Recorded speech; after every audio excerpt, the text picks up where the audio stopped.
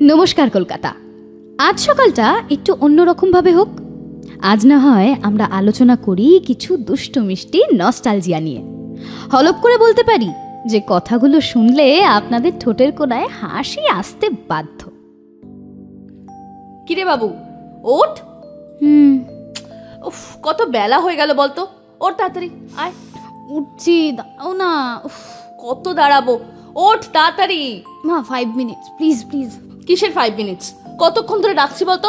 তাড়াতাড়ি ওঠ, ওঠ এবার ওঠ। মা প্লিজ, বলছি তো 5 মিনিট। 5 মিনিট তো? তুই উঠবি না তো? 1 থেকে 5 গোনার মধ্যে আমি উঠবি না তো? ঠিক আছে, তোর ব্যবস্থা আমি করছি।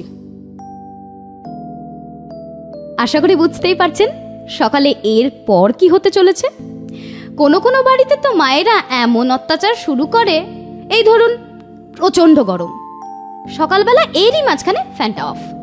আবার কোনো কোনো সময় মায়েরা শীতের মধ্যে ঠান্ডা জল গায়ে ঢেলে দিচ্ছে।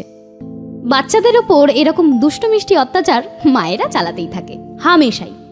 কেবলমাত্র বাচ্চা নয়, এই বড় বয়সে এসেও মায়ের হাতের এমন অত্যাচার থেকে আমরা কেউ রেহাই পাই না। তারপর হলো গিয়ে মাকে যদি বলা হয়, মা কাল 9টায় না প্লিজ তুলে দিও, হ্যাঁ, মা কিন্তু সেই 6:30 থেকেই বলতে থাকে, বাবু 9:30 বাজে, ওঠ, ঘড়ি দেখ। কিন্তু যখন আমরা বড় হয়ে যাই আর বিভিন্ন উদ্দেশ্যে পাড়ি দিই বিভিন্ন শহরে, তখন কিন্তু মায়ের এই অত্যাচারগুলো আমরা অনেক মিস করি।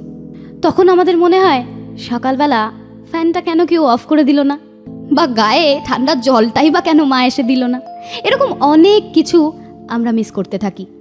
ছোটবেলায় ওই অত্যাচারগুলোই বিরক্তিকর লাগতো, কিন্তু এখন সেগুলোই আমরা বড্ড মিস করি। কারণ ঘুম ভাঙিয়ে দুধের গ্লাসটা মাই এগিয়ে দিত, সেসব এখন আর হয়ে ওঠে না।